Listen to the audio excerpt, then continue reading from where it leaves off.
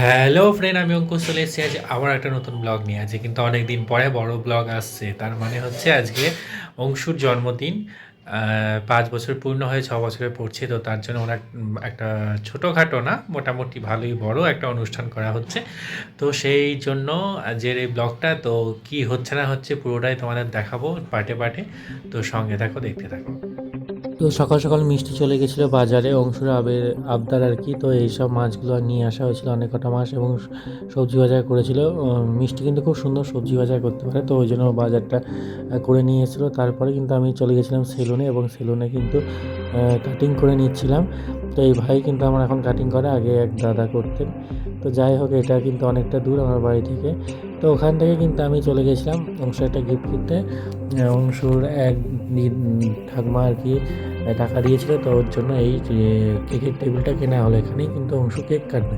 তো এটা কিনে এনে সেট টেট করে তারপরে রেডি করে রেখে দিলাম। তারপরে কিন্তু আমি চলে গেছিলাম ছাদে। ছাদ থেকে কিন্তু নিচের প্যান্ডেলে তোমাদের দেখাচ্ছি, আমাদের কিন্তু তিরপল দেওয়া কমপ্লিট হয়ে গেছে। 1 মাস আগে কিন্তু বাস টাঙিয়ে ফেলেছিল ভুলবশত, মানে ভেবেছিল অন্য ডেটে হবে অনুষ্ঠান, তো তার জন্য।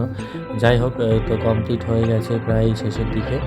চেয়ার টেবিল সমস্ত কিছু চলে এসছে, ছাদে রাখা আছে। ছাদে কিন্তু লোকজন খাওয়ানো হবে, এবং নিচে কিন্তু মেন অনুষ্ঠানটা, যেটা কেক কাটা এবং স্টেজ বা যে গান টান যেগুলো অনুষ্ঠানগুলো হবে, সেটা কিন্তু নিচে হবে। তো নিচে দেখো এরকম প্যান্ডেল করা হয়েছে, সমস্ত গাছ ছিল, গাছপালা সব কেটে দেওয়া হয়েছে।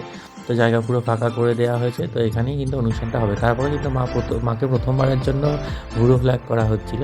কারণ মা কিন্তু এত বছরের জীবনে কোনো দিন এইসব করেনি, না ফেসিয়াল না ভুরু ফ্ল্যাগ।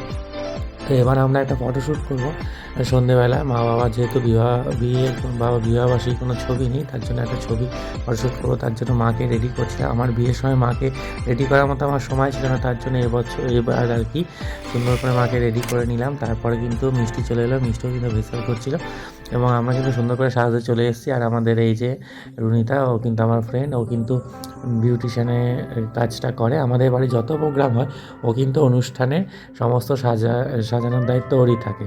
আর ও কিন্তু অনেকটাই কম বাজেটে কাজ করে। তো তোমরা যারা যারা কাজ করতে পারছো না বা করাতে চাইছো ফেসিয়াল বা মেকআপ, তারা ওর সাথে কন্ট্যাক্ট করবে। ওর কিন্তু অনেকটাই কম রেঞ্জে সবাইকে মেকআপ করে দেয়, বা এই ফেসিয়াল থেকে শুরু করে সব কিছুই করে দেয়। তো আমি তোর কাছ থেকেই করি। আমি প্রায় প্রতি মাসেই রিটার্ন করি, তাই ফেসিয়ালটা কিন্তু আমি খুব একটা করি না, তো অনুষ্ঠান বলে তার জন্য করছি। তো যাই হোক, সাজগোজের পর্ব তোমাদের দেখালাম, পরের পার্টে আরও অনেক কিছু দেখাবো। তো আজকে ব্লগটা এইটুকুনি শেষ করছি, কারণ নেক্সট ব্লগ আসছে। নেক্সট ব্লগে কিন্তু জন্মদিনের সমস্ত কিছু তোমাদের সাথে শেয়ার করে নেবো। তো তার জন্য সঙ্গে থাকো, দেখতে থাকো। আর কিন্তু চ্যানেলটাকে সাবস্ক্রাইব করে নিও যারা যারা সাবস্ক্রাইব করোনি। আর আমাদের কিন্তু চলছে কাজ। তো আমার কিন্তু কমপ্লিট হয়ে গেল। তারপরে দেখো আমার এই লুকসটা কেমন লাগছে, কিছু চেঞ্জ হয়েছে কিনা জানি না, এটা আমি বুঝতে পারবো অনুষ্ঠানের দিন, মানে 2 দিন আগে আমি যেহেতু করে নিয়েছি। তো আজকের মতো টাটা, আবার নেক্সট ব্লগে দেখা হচ্ছে। বাই।